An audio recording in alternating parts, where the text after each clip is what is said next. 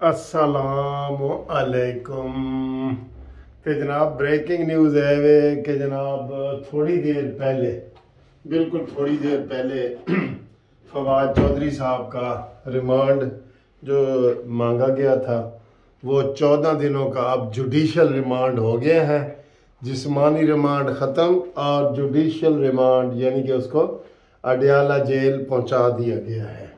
ठीक है, वो अडियाला जेल पहुंच गया है। और पहले जुडिशल जिस्मानी रिमांड होता है तो उसके बाद अगर कोई रिकवरी वगैरह करनी हो, गल बात पूछनी हो तो पुलिस लेती है। उसके बाद पुलिस से वो निकल के तो जब जेल जाता है तो फिर उसकी ज़मानत होती है। तो आज उन्होंने उसकी ज़मानत भी दायर करनी है। 3-4 दिन का नोटिस होता है आमतौर पे। पहले जो जुडिशल जिस्मानी रिमांड जिस मजिस्ट्रेट ने दिया था ना, उसका नाम था नवीद। उससे ये नहीं गए, उसके पास ये नहीं गए।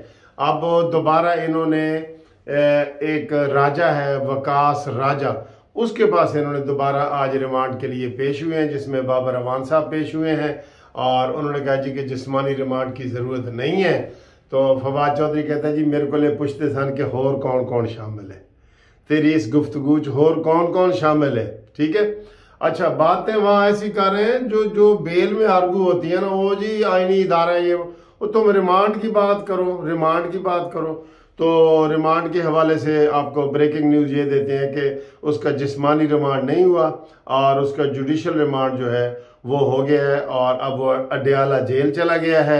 और इंशाअल्लाह ताला उधर उम्मीद है कि अडियाला जेल में उसकी जल्द मुलाकात इमरान खान से भी हो सकती है और शीदा टली से भी हो सकती है ना, मुलाकात तो हो ही सकती है। इसके दो मतलब है, मुलाकात भी हो सकती है तो अंदर जाके भी हो सकती है तो बाहर जाके भी हो सकती है, मुलाकात हो सकती है।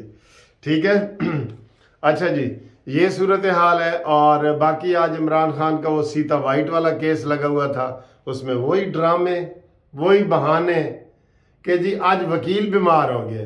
पिछली डेट ते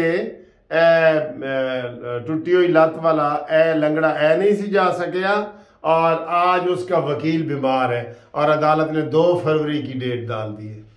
और अदालतों, तुम्हें पता है कि ये बहाने करते हैं ये वाले, तुम्हें पता है। इसकी एक पिछली हिस्ट्री तो देख लिया करो कि पिछली डेट पे क्या हुआ है, उसकी पिछली डेट पे क्या हुआ है, उससे पीछे इंटरम आर्डर शीट उसे कहते हैं, ये देख ले इसकी। इसलिए अब वो ये, और दूसरी बात ये हम कह रहे हैं कि हुकूमत बिल्कुल पीछे ना जाए, जो कानूनी तकाजे हैं वो पूरे करें। मसलन इमरान खान को, असद उमर को और फवाद चौधरी को, इनको इलेक्शन कमीशन ने एब्सकांडर डिक्लेयर किए हुए, मफरूर कि ये पेश ही नहीं होते, तो उसका जुर्म बनता है तो उसको गिरफ्तार करो गिरफ्तार। डरने की क्या जरूरत है? वो सुर्खी पाउडर वाली औरतें आपको डरा सकती हैं जो उधर कैंप लगा के बैठ गई हैं इमरान खान के घर के बाहर। आप कानूनी कार्रवाई करें और जितने भी बड़े अहम केस हैं वो सारे होने हैं, तो आप जमानत इसकी हो जाएगी। तो फिलहाल आपको ये ब्रेकिंग न्यूज़ देते हैं, बाकी उसकी जो अगली फ्रेश वीडियो है वो आपको इसके बाद बताएंगे। ठीक है जी।